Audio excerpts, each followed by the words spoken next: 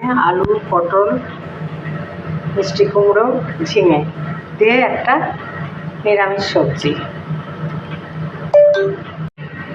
তো তার সাথে আছে বন্ধুরা অল্প একটু মাটন কাবাব, সাথে আছে লবণ, পাতিলেবু, কাঁচা লঙ্কা, পেঁয়াজ আর শসা কুচি।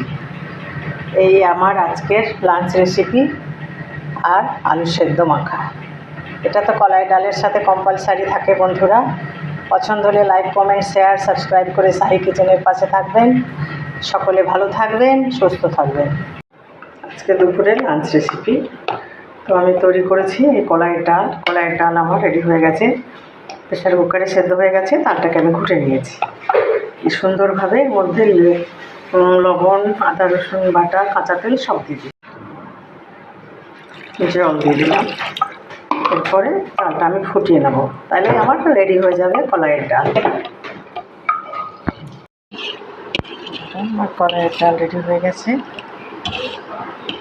দুপুরের লাঞ্চ রেসিপির জন্য।